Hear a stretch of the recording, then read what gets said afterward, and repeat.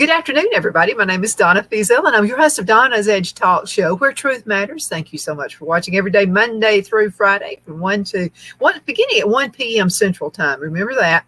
You can find us on all kinds of social media sites, Facebook, the whole works. You can also find us on television, channel 182 on Charter Communications Abundant Television, found on Roku, Apple TV, and Amazon Fire. Don't forget the podcast on thenewscasters.com, and also you can find us on the radio at iacradio.media, where we are now Fox News affiliates, and very grateful for that as well. So glad we're able to offer all these opportunities for you to watch and listen and hear the truth as it is spoken. I have Alan Mendenhall, who's been a friend for many years. He's a brand new papa, and so proud of that little baby. Won't let you sleep though. Not much. But you know how it is. Before you know it, they'll be grown up and out of the house and on the way to college. So Even remember when the others were infants. I remember bits and pieces, bottle feeds and stuff like that, but the waking up constantly has been blocked out of the memory. Absolutely. Well, we're in a new area, a new age right now. And as a matter of fact, you and I were talking, we always have a show before the show. And so we were talking about how I almost feel a little guilty. All of my sponsors, I charge them money to be on the show, and I really don't have to do a whole lot of work. I mean, the news just comes at me like that. But we have a good free-flowing conversation, and we don't work at it or prepare for it. We just sort of let the camera come on and do our thing.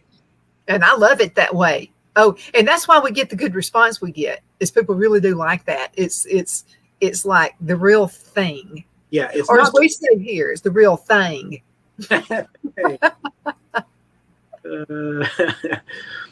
Well, we have to talk about the election because just too much has gone on since. Too much.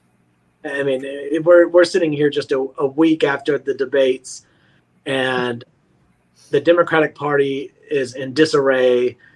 The media, including every legacy establishment like CNN and MSNBC and the New York Times and The Economist, are calling for Joe Biden to step aside.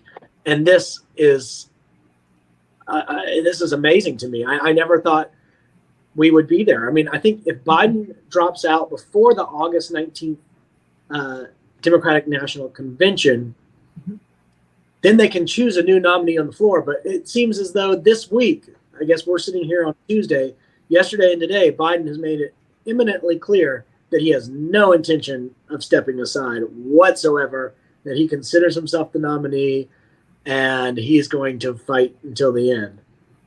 Well, let me ask you a question, and I've asked this on several occasions. Okay, do you think he really is mentally ill? Do you think he has dementia or something? Or is it just plain evilness that's driving him? People can be really evil and be forgetful because they have to remember every lie they've told. Well, it's funny that Biden likes to call Trump a liar when Biden is, a serial liar. He's a compulsive liar, and it's well documented. People know that he's a liar, and even his Democratic allies acknowledge his lies, but write it up as this, that's quirky Joe. That's his thing. And stuff like that. It's just Joe being Joe. I've heard that so many occasions. Yeah, but at a certain age, we all lose our sharpness a little bit, and I think Biden clearly isn't as lucid as he once was. I think there's plenty of evidence that regular doctor's visits indicate some degree of concern among his closest aides. So, I'm no medical expert. I don't know what's going on with the president, but I do think he has some sort of mental impairment, and maybe it's just natural from the course of aging, or maybe it's something more serious than that. But he does not seem to be mentally fit for the presidency. Well, he also makes this statement quite often that we don't need a criminal in the White House, but his son is apparently one of his advisors who's a criminal. Yeah, and remember when they found that giant bag of cocaine in the White House, and it was nobody, how did that happen? It's unbelievable.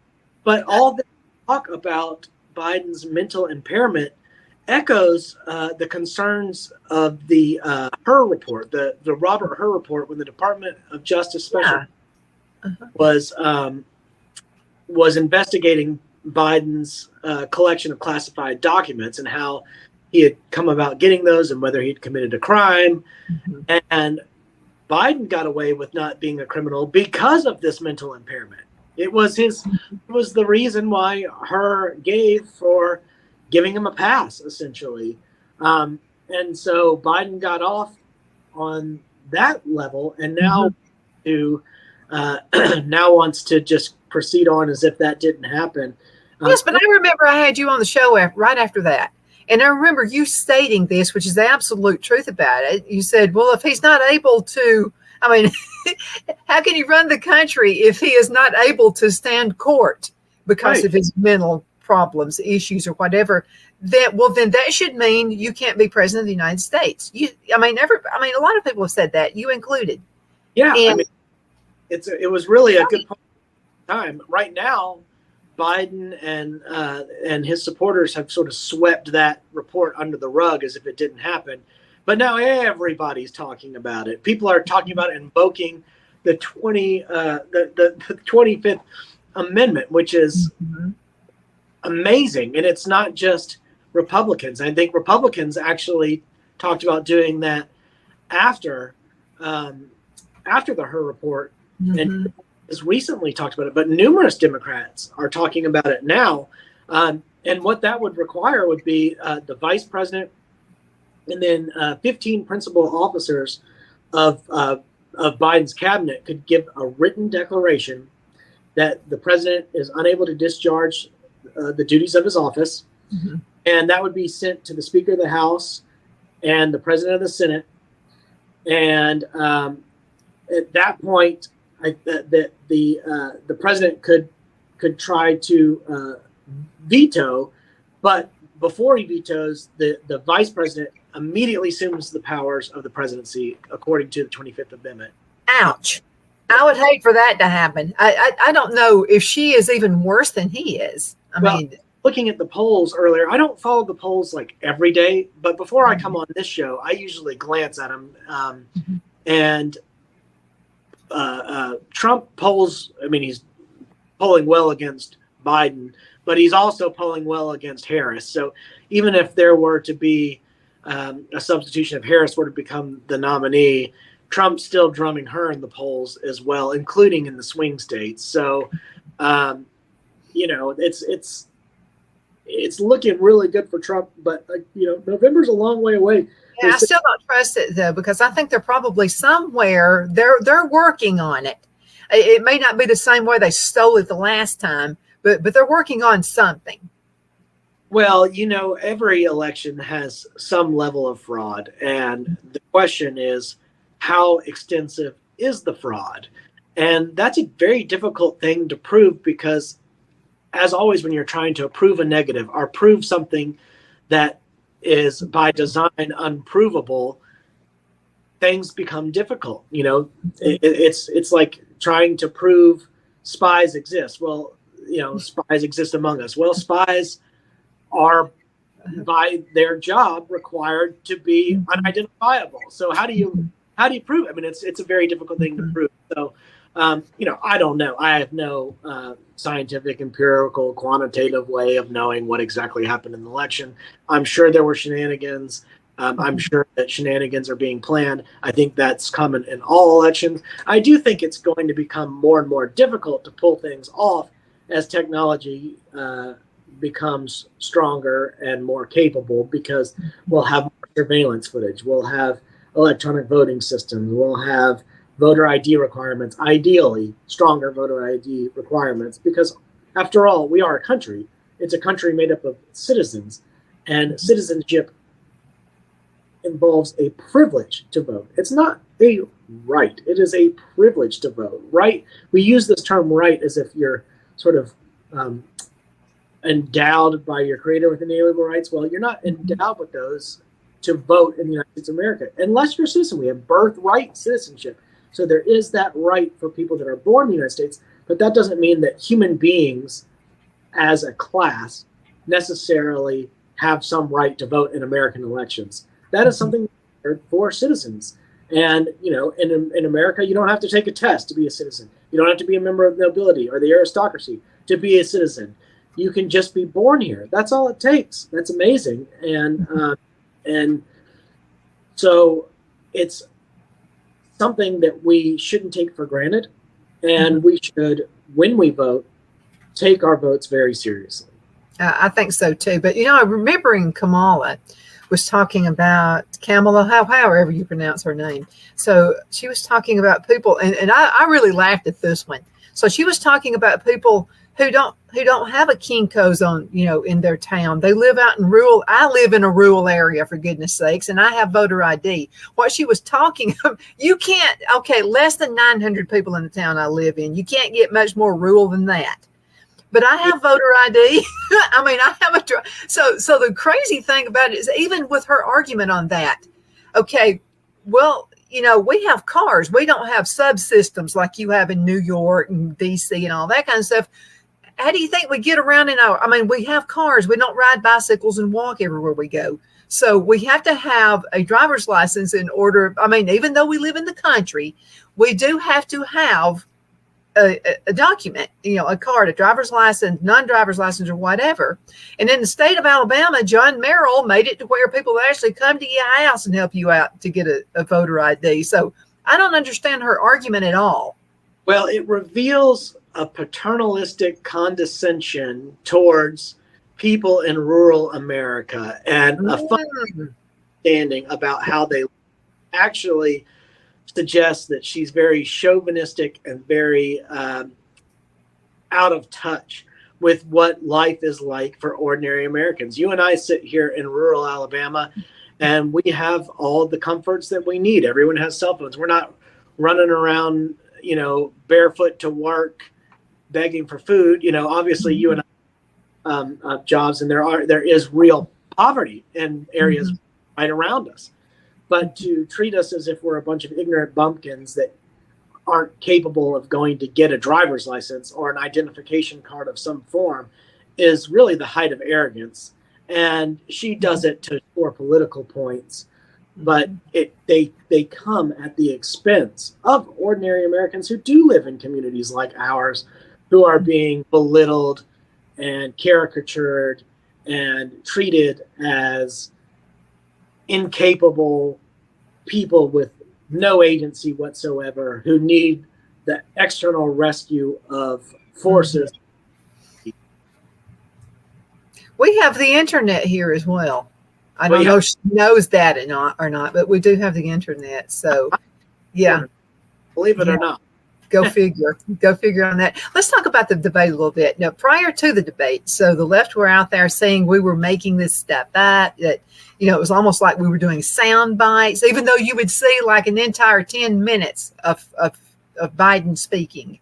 Okay, you would watch him falling up and down the stairs, and we were seeing all this stuff, but they were acting as if we're making this stuff up. Okay, so we had Biden got his way on where it was CNN. It was not. No, it wasn't CNN. He's in Georgia, everywhere he wanted to be, every little thing he wanted, he got his way on it, and he still failed it.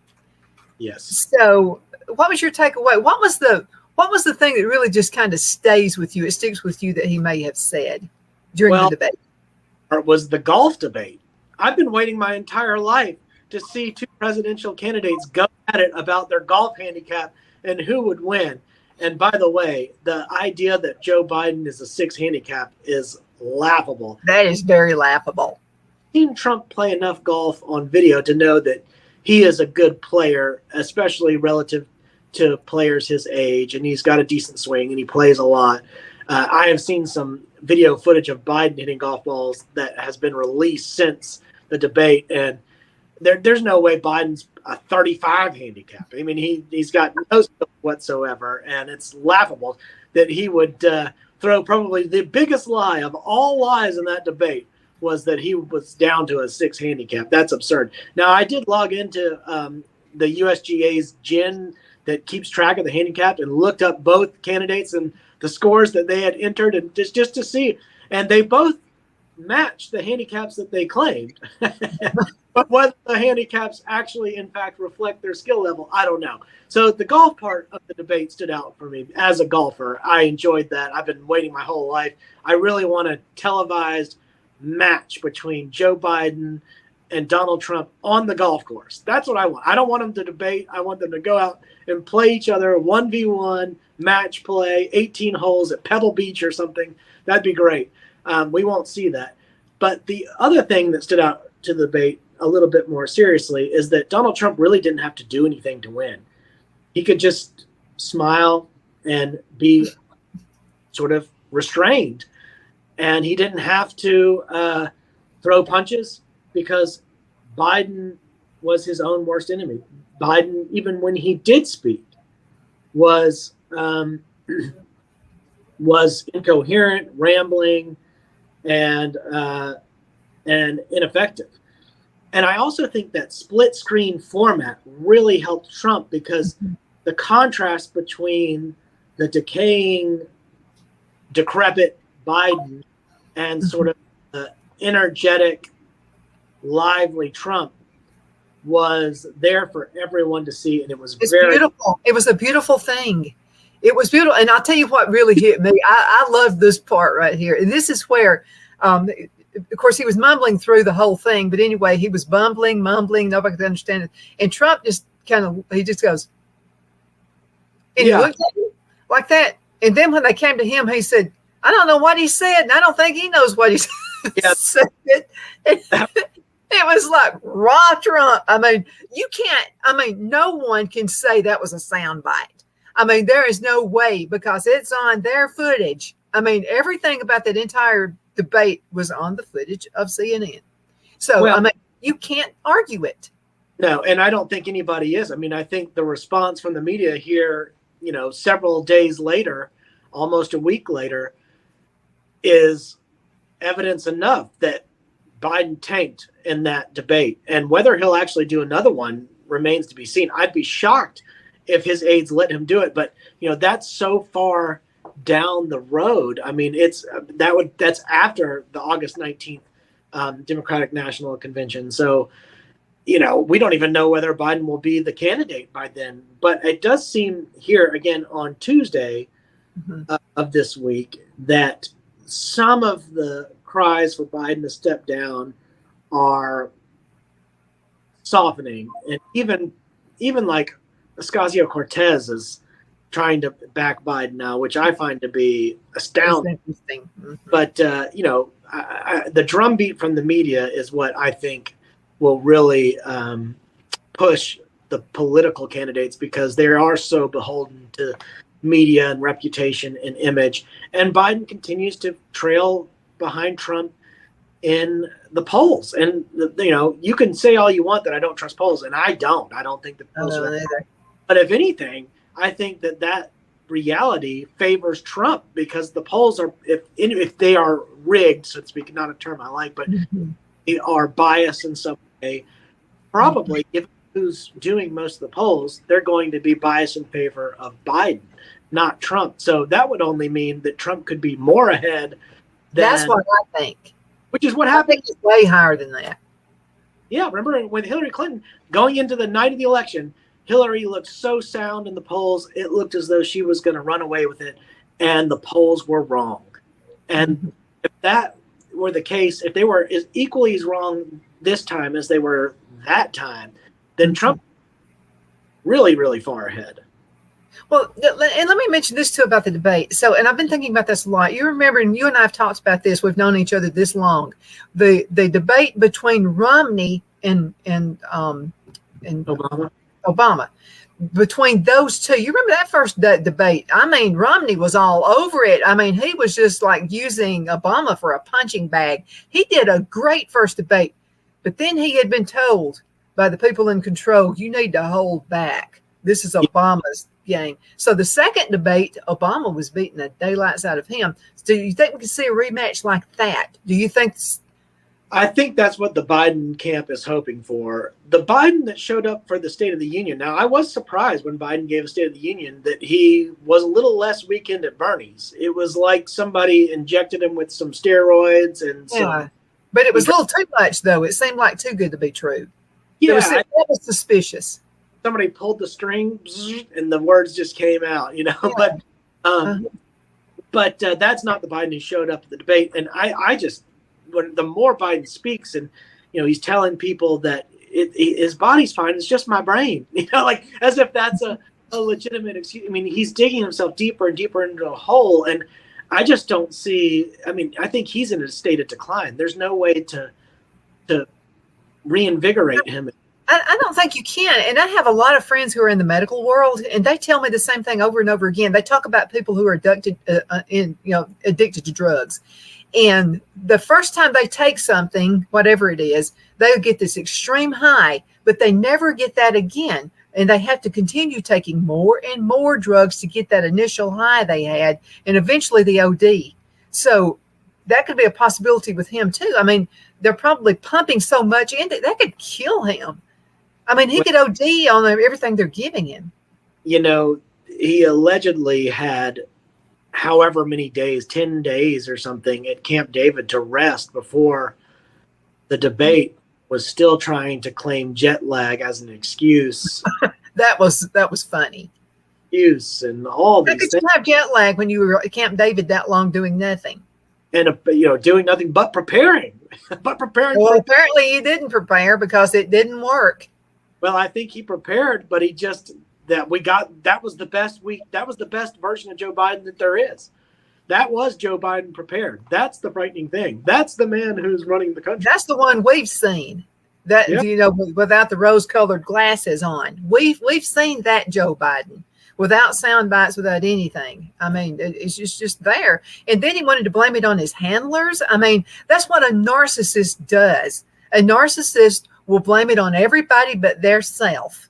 Well, and that's if Joe Biden were truly a patriotic American, or even a loyal partisan to his political base, to the Democratic Party, rather than an egomaniac, he would do the George Washington thing and bow out gracefully and say, I've done my time.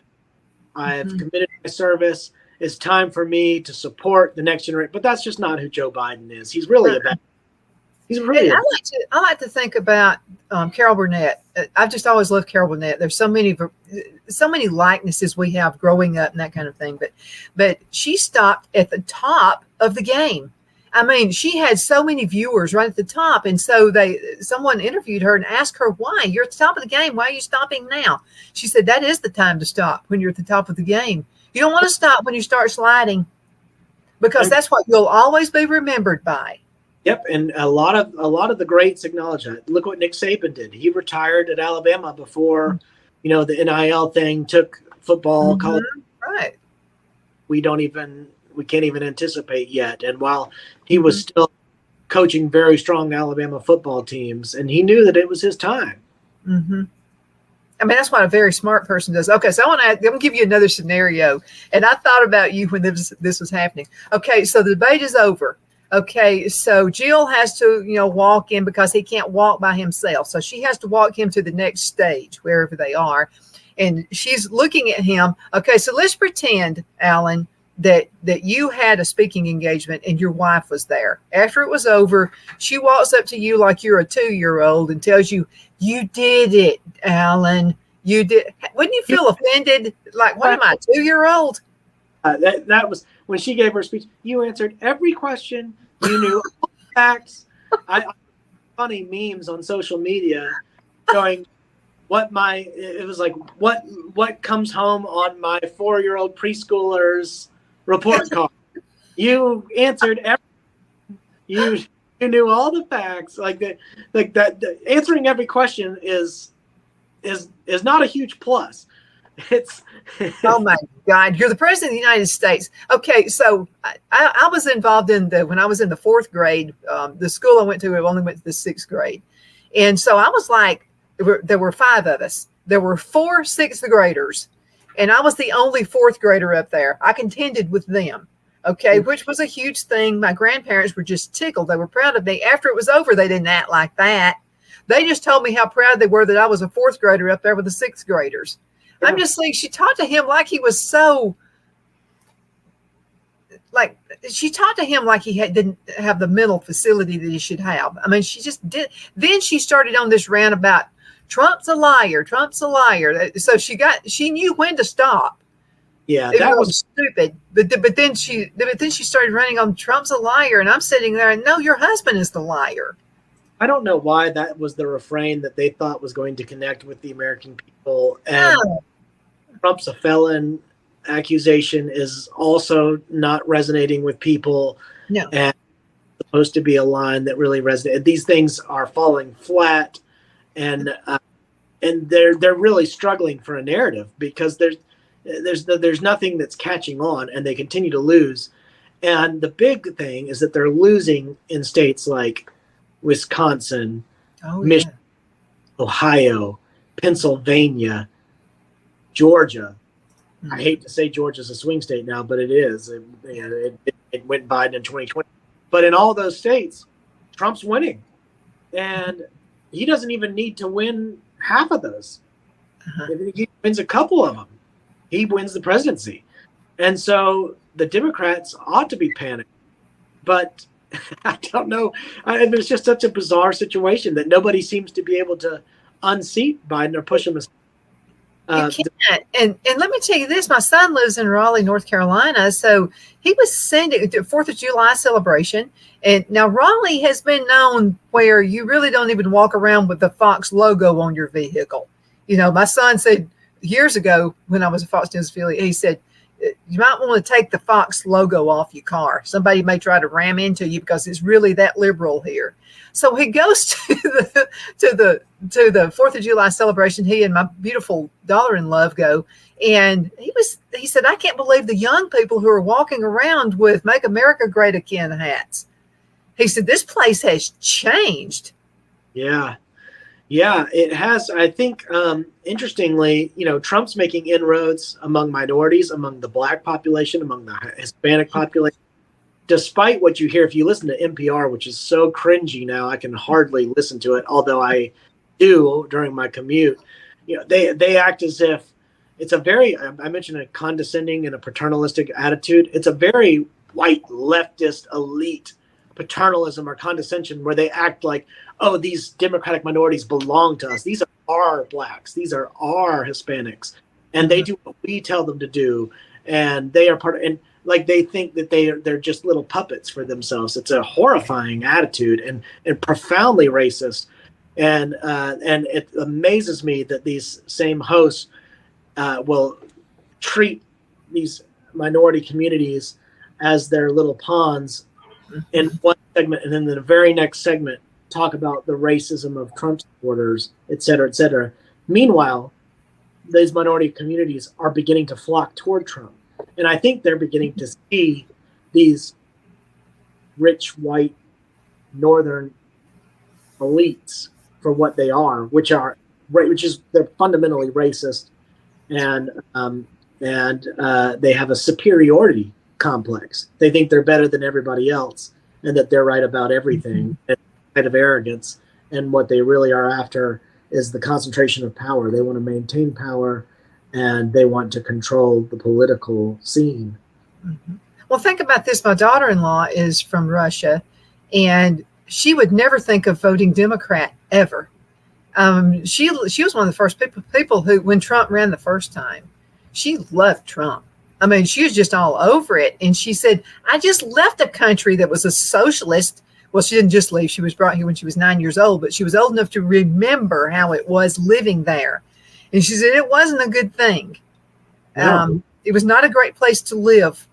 And funny is you'll hear, I was just reading an article this morning where a leftist journalist was accusing Donald Trump of taking a step toward fascism for purporting to want to abolish the Department of Education. And I'm thinking, how is that fascist? He is trying to dismantle a power structure, a governmental controlling agency. And the opposite. He's trying to undo, if anything, something that has already been a movement toward fascism. And he's trying to undo that, not institute fascism. It's a weird. I mean, these people, they accuse Trump of all these things, these labels, fascism, just hoping that they'll stick, because all they're trying to do is drum up people. They're trying to mobilize support, and they think the ignorant masses will follow their lead and believe what they say and mobilize themselves into some sort of concerted action against Donald Trump. But I'm telling you, the American people are a lot smarter than Yes, they are. elites. And I got to say this too, Jesse Waters, is on Fox News, and I love to listen to him. And so I was listening to him this morning, and he was talking about during the 4th of July celebrations, there were college students out on the beach, whatever you said. He was out there interviewing people, asking them simple questions. How old is the United States? There were people who were saying 400 and 500 and 600 years, college students. And then he asked a few people, who was the first president of the United States? One person said Roosevelt, and another person said Abraham Lincoln. I mean, it was just all over the board. One person actually answered George Washington. That's amazing. So he's just naming, in what war? I mean, he's naming all the wars, and which I mean, I think the educational system needs to be dismantled, because if we have college students who are coming out of high school, they're going into college, and this is what they think, yeah, it needs a makeover. Well, and you can see that the parents who care a lot about education, whether they're left or right, have supported this school choice movement. And in particular, it's been popular among African American communities that feel as if they have children in failing schools who are stuck there, and they want to get them into schools because they're hoping for a better life for their children than the ones that they have led. And also, since the pandemic, you've seen an explosion of I'll call it non-traditional schooling, whether it's homeschooling. I love homeschoolers. My children go to a classical Christian school that's ACCS. My son did. Mm-hmm. And the education is just so much better at these schools, and you don't have to deal with sort of the nonsensical politicization of the classroom. Mm-hmm. There are people that say, oh, if you study the ancient Greeks and the Romans and Shakespeare and Ben Jonson and the Enlightenment and the Renaissance and the Baroque period, oh, this is all just Western Civ, and Western Civ is inherently racist. That's absurd. That's absolutely absurd. How could you not study sort of the foundational civilizational movements, politics, philosophies, and texts that have shaped human experience? I mean, I agree that we should study Chinese civilization as well, or Indian civilization, or any sort of Far East, Near East, whatever. Those are valuable. Those are valuable areas of study as well. But we are in the Western world. We are the United States of America. We were a former British colony, and we have European roots, and so how could you not study those things? It would be absurd not to. It's insane. Alan, we're going to have to go into a commercial break. We're just a little bit behind, but before we go into a break, you are an author, you're a speaker. Let's talk about how can folks find your books, and how is the new book coming out? Well, I just came out with an edition with a guy named Marcus Witcher, who was at Huntington College. He's since moved to West Virginia University, and a guy named Blake Ball, who's since moved up to North Alabama. And it's an edited collection on previous speeches from the Philadelphia Society meetings, and it's conversations on conservatism. It's the second volume in a series. I was not part of the first volume. I was part of the second volume. And then, of course, my novel, A Glooming Peace This Morning, is the most recent book that I solo authored, and my first novel, my only novel to date. And it's doing well. It's still selling well. I got a note just yesterday from a stranger who was 20 pages in and took the time to shoot me an email and say how much he was enjoying it. And that was very gratifying, and I felt really good. So I'm pleased with that book and pleased with the reception that it has generated. It's doing great. You can find it on Amazon. And you also have a website. Yeah, my website is www.alanmendenhall.com. I know my name's right up there on the screen, so I don't have to spell it out for anyone. But my books are there, links to my writing and other material right up there on the website. It's fabulous. Let's go into a commercial break. We're going to be right back in just a few minutes. Everybody hang in there. Twin City Used Car Sales has been serving drivers in the Northeast Alabama area for years with a quality selection of late model used cars, SUVs, and pickup trucks. On top of our extensive selection and competitive prices, we offer professional auto financing services for used car buyers of all credit levels. Whether you've just begun your search or you're ready to secure your next vehicle, at Twin City Used Car Sales, you will drive away with the vehicle of your dreams. The sales and finance staff at Twin City Used Car Sales looks forward to serving you, and you can apply for financing online before your visit to our used dealership in Gadsden, Alabama. Check us out on the web at twincityusedcars.com or go by our location at 901 First Avenue, Gadsden, Alabama. We sincerely look forward to serving you.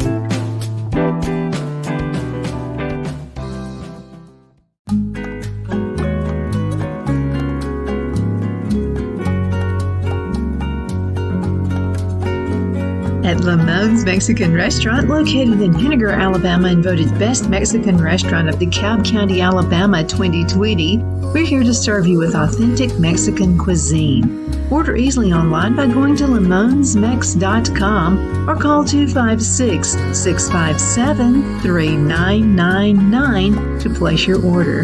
We're open Sunday through Thursday 11 a.m. to 9 p.m. and Friday and Saturday 11 a.m. to 10 p.m.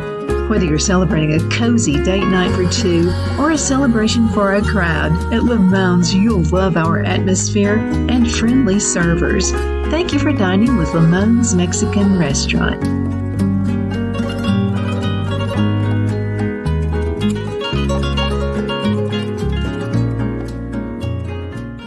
At Liberty Bank, we're all about community. Whether it's to help with a charity fundraiser or help families in need, toys at Christmas, or a local football team, we're here for you. You see, we realize the importance of family. Sometimes it's to build a new home or necessary home repairs. We're here for you.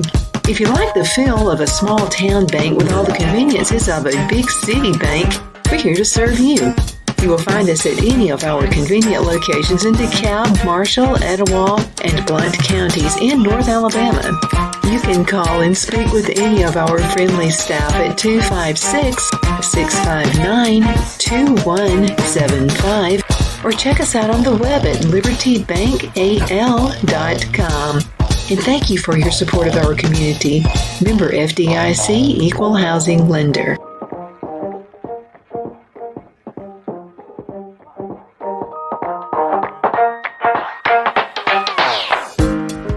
Jeff McCurdy of the McCurdy Law Firm has been a public service of this area for over 10 years. McCurdy, a member of the Henniger City Council, serves as prosecutor for the town of Sylvania and was named public defender for the city of Rainsville. The McCurdy Law Firm is located at 17326 Alabama Highway 75 in Henniger to better represent his Jackson and DeKalb County clients. If you need to be represented by a true public servant with proven success, call Jeff at 256-996-8701 or send a private email to mccurdylawfirm@gmail.com. No representation is made that the legal services performed is greater than the legal services performed by other lawyers.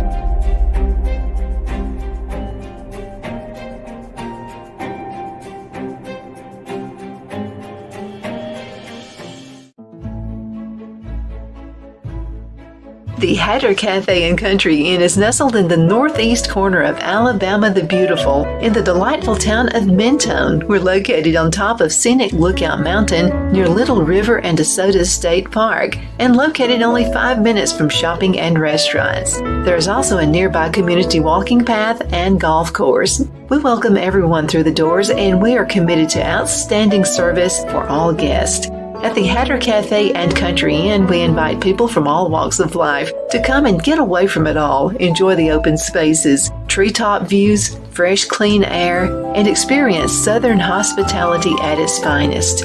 We look forward to hosting you. To reserve a special event, or if you would love a special getaway at the Country Inn, you can call us at 256-634-2018. Good afternoon, everybody. My name is Donna, and I am your host of Donna's Edge Talk Show, where truth matters. And that's why we have Alan Mendenhall on the show. And I mean, I would have him on every single day if he could do it. He's such a busy, busy guy. I know with the college and everything. What's going on with the college? Oh, gosh. Well, right now I'm preparing for classes in the fall. I'm teaching business law. We run the Free Enterprise Scholars Program, and we're putting together the curriculum for that. And we're always planning events. We're going to host an event on ESG, the Environmental, Social, and Governance Investing, in October. And that will be a big event that will require quite a bit of planning. Absolutely. Yeah, a lot of great things going on. Let's talk about the economy. So there are some people that will tell me, now, I don't know why you're fussing about the economy. The Biden economy is a good thing. But I'm just kind of seeing a difference in the economy versus when Trump was president of the United States, to me. Yeah. And of course, if you're a Biden supporter, you have to claim that the economy is doing well because that's what you're supposed to do in order to play politics. But the reality is we're still dealing with the lingering inflation. It may have peaked in 2022, but maybe not. Maybe it's wasn't transitory inflation after all. Maybe it's pretty permanent inflation. We still have high interest rates and all the effects of that, such as high housing costs, and people are not buying homes. People are putting off home buying, in particular, young people, and they are delaying marriage. They are, and not just delaying marriage, they're moving in with one another and having children out of wedlock, and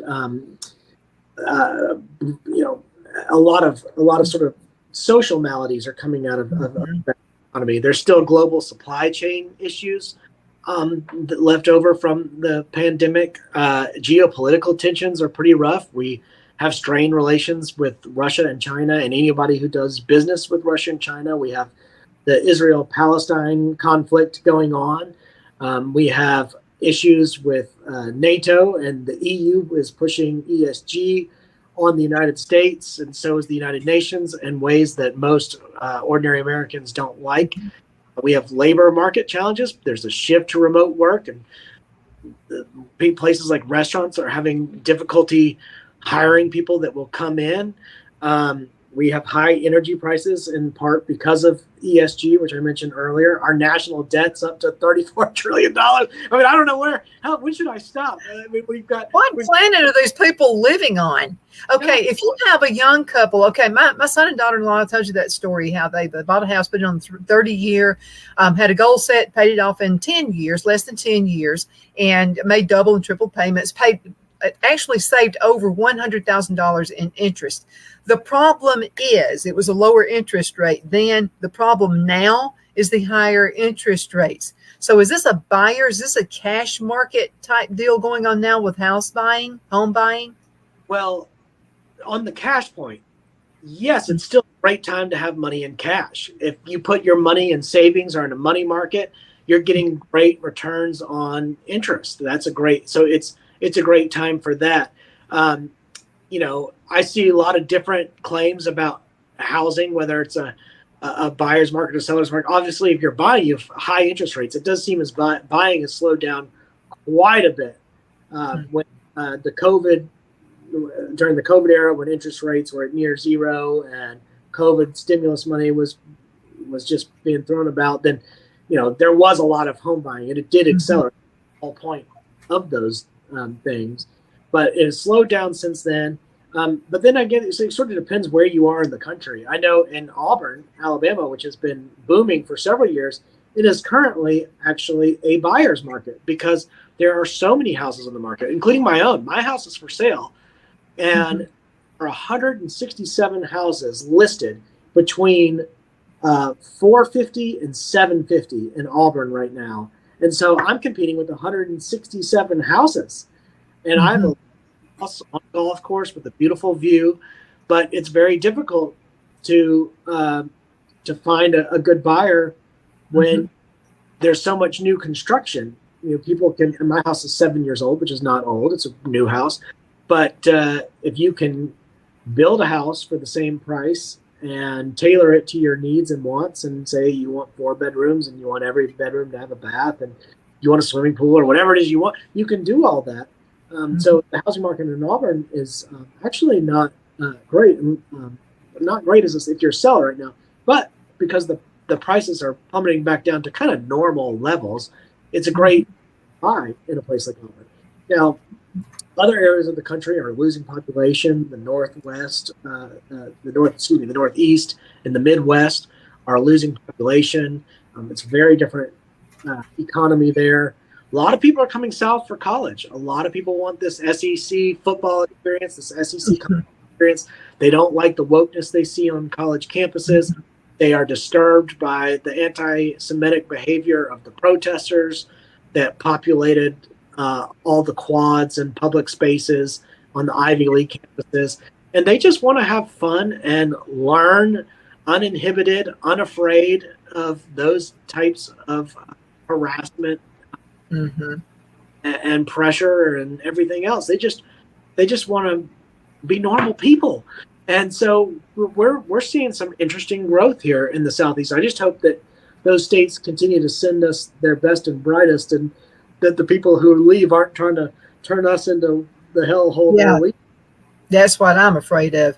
But then another scenario is maybe you have older people who are moving, and I think cash is king. I think you can make someone an offer, and they're more likely going to settle for it if it's lower, rather than a young person trying to come in, and with no credit, and having to pay these high interest rates. That's got to be tough on young people buying a home. It's a tough time for young people, in part because of the astronomical costs of higher education. For so many decades, the ready availability of federal student loan money caused universities to just hike tuition prices, because they could jack up tuition prices X percent every year, and going to just keep subsidizing that tuition. Meanwhile, student loan debt has ballooned to disturbing heights. And so you have a lot of young people who are in a lot of debt, and they've taken on credit card debt because they really studied personal finance or out of just pure necessity. And they couldn't finance their college education by themselves, and they are faced with high interest rates, and they just don't have the ability to buy. As you said, they've got bad or no credit, and the prospect of buying a house is so alien to them, so out of the picture, that they just aren't even considering it. A lot of them are moving back in with relatives or parents and living in the basement. And I don't necessarily think that's a bad thing. I think that's... Okay, looks like I may have lost Alan just for a few minutes. So what we're talking about is the young folks who have absolutely no credit. I mean, what are they doing to live? And, how are they going to own their own house? So when Alan comes back, I want to ask him a question. And this is a trend where people will not be owning their homes, and more people will be renting their homes. I mean, that's a thought, because if you can't afford it, you're going to be back in the rental stage of things. The dream, I think, is maybe it's not completely gone, but I think the dream of owning your own home and it being paid for, that could be, somewhere that's going to be out, and we won't see that happening anymore. Alan Mendenhall is with us now. Alan is an author and a speaker. I'm waiting on him to come back in. He must be having some internet problems. But Alan is an author and a speaker and a wonderful guy. You'll find most of his books at Amazon, and that's Allen, ALLEN, MENDENHALL. And you can find him that way. You can find all of his books, all of his writings, all of his thoughts, all of everything. So here's what I wanted to ask you, Alan, before you went out. So is this a trend we're seeing with young people? The American dream, owning your own home, is that fading away? Will more people be renting instead of buying? Yes, I think that young people are saddled with student loan debt. They have been dealing with the astronomical costs of higher education that were brought on in part by the ready availability of federal student loan money, and they're faced with high interest rates, and they just can't afford to buy a home. They're not in a position to buy a home. They have little to no credit. And so they're struggling. It's a tough time to be a young person, and there are fewer young people, by the way. And population is on the decline. The sort of proverbial enrollment cliff is 2025. That's been anticipated now for almost a decade. People have been talking about how there are not going to be enough 18-year-olds to populate a freshman class anymore. So it'll be interesting to see, how all this plays out in the next 10 years or so. Absolutely. So many things happening, but let's get back to Trump. I want to ask you this question before we go as well. Who do you think Trump is going to have as his running mate? I'm so glad you asked me about that. I was going to. Yeah. I didn't know you were going to, but it's an interesting question. I sort of buy into the media accounts that say he's narrowed it down to two choices, and they're J.D. Vance, the senator from Ohio, and Doug Burgum, who is the 33rd governor of North Dakota. I think that's correct. The other two that you hear named are Marco Rubio and Tim Scott, but I believe the reports at this point that say he's down to those two. They're both Trump loyalists, but they also check a lot of the boxes for Trump in terms of supporting his immigration policies, which are central to his campaign now. They're sort of more with him on trade, which is a big issue for Trump. They are hawkish on China, which is big for Trump. And they represent, I guess, J.D. Vance is more of a swing state, although I think Trump has Ohio in the bag and crazy. But they represent that sort of Midwest ethos. J.D. Vance has that populist upbringing. He was raised by his grandparents. That Hillbilly Elegy memoir he wrote details his sort of Rust Belt background. Doug Burgum is different in the sense that he is maybe one of the wealthiest governors. He's got a net worth of probably more than $100 million. A lot. Highly successful, highly wealthy businessman. Trump tends to like those types, and so I suspect it will be one of those two. Now, if I had to bet between those two, I don't know which one it would be, because they're both the same and different at the same time. Yeah, and in terms of that both of them I think are successful. And I've always said this: if I have a financial person, I want that person to be the richest person in town, because that person is going to give me great advice. They're going to think about things on my terms. But either one of these correlate in either way, in any way, with Pence. No, they're very. I think both options are very different from Mike Pence. I mean, J.D. Vance, for goodness sakes, he's only like 39 years old. He's younger than I am, and that's different. They both have experience in tech. Burgum with Microsoft, and J.D. Vance had partnered with Peter Thiel on numerous projects, including projects related to Trump's election into politics. So. They're just different from Pence. They're more sort of entrepreneurial business types than, for example, Pence was. Pence had come a little bit more from that political background. And I'm sure also Trump is looking for someone to be more loyal than Pence was. Yeah, and J.D. Vance used to be a never Trumper back in 2016, 2017. And I think he started changing his tune in 2018. And started coming around to Trump's side, and since then has been a vocal proponent of Trump. Trump endorsed J.D. Vance in his election. I mean, J.D. Vance has only held office since January 2023. He hasn't been a politician for very long, but I think that relationship right now is a very strong one. Well, what's appealing to me is someone who is not an establishment, someone who has their entire life, like Biden, has he ever worked anywhere? I mean, the only place he's only been in office, he's serving the people, serving himself, I would say.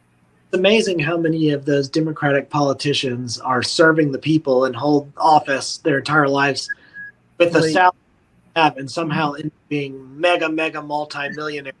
Well, wait a second. I thought this was public. So where's this money coming from? I don't know. I know a lot of people who work for the soup kitchen, places like that. That's a person who serves, or maybe someone who was in, the military. I would say that person is a servant. And I wanted to mention this to you. I saw a video. Remember the video a long time ago, several years ago, when Obama was president, and he's walking down from the plane. He has a cup in his hand, military guy standing right there, and he salutes with his cup. You remember that one? That one made me mad. Okay, so I saw one of Trump. And so there's a military guy standing there. He's getting on the plane. His hat had fallen off. Well, you're not supposed to go run for your hat when the president is. That's just the way it is. Trump actually goes, picks up the hat, and puts it on the guy's head. Oh, how about that? No, I haven't seen that. I like. I'll send it to you. I'd love to see it. Mm-hmm. That is the kind of person you want to be your president, in my view. Yep, it is, especially given the options we have.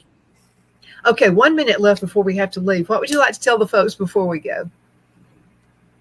Well, I'd like to tell them just in final, we just celebrated the 4th of July, and 2026 is just around the corner, which is the semi-quincentennial of the Declaration of Independence. And it's not too early to start celebrating it. I think it's a great time to be an American. I think it's time to embrace patriotism. I think we're about to see a sea change in American culture and politics. And the next 4 or 5 years are going to be really exciting and formative and transitional. I think so too. Alan, thank you so much for being with me today. It's always a pleasure. Hang around so we can get you on the books for next month, okay? And thank you guys so much for watching. It's always such a pleasure to be with you every single day, beginning at 1 p.m. Central Time now. Can't wait to see you next time. Hope you have a wonderful, super duper awesome rest of the day. My Towels solved the problem that we've all had with towels. You go into the stores and they feel lotiony and soft, but then you get them home and they wind dry you. That's why I made My Towels. They actually work, they're soft, and they absorb. And now I'm excited to announce 2 brand new lines of My Towels. What makes them the best towels ever is they're now made with 100% long staple Shapir cotton. This is a combed ring spun cotton that makes My Towels even softer and more absorbent than ever. And now you get a 6-piece set for an amazing introductory sale price as low as $29.98. So go to mypillow.com or call the number on your screen. Use your promo code to get My Towels for only $29.98. Or you can get my designer premium line for just $20 more. Either way, you save 50% now on all My Towels. They actually work. What a concept. This offer won't last long, so please order now. mypillow.com. The only place I buy my beef is Lone Tree Ranch in Collinsville, Alabama. Their cattle is born and raised on their ranch, grass and grain fed, and you can feel confident when you serve your family and friends because their beef is all natural and no antibiotics or hormones are added. You can buy whole beef or perhaps go in with family or friends and buy half. Their customer service is number 1 as they take care of the delivery to their local processor and can deliver to your home for a small added fee. They also offer herd replacement heifers. I always call Lone Tree Ranch in Collinsville, Alabama for my beef specialty recipes and cookouts, and you can too. Food shortages are increasing, so buy local by calling 256-523-6462. That's 256-523-6462.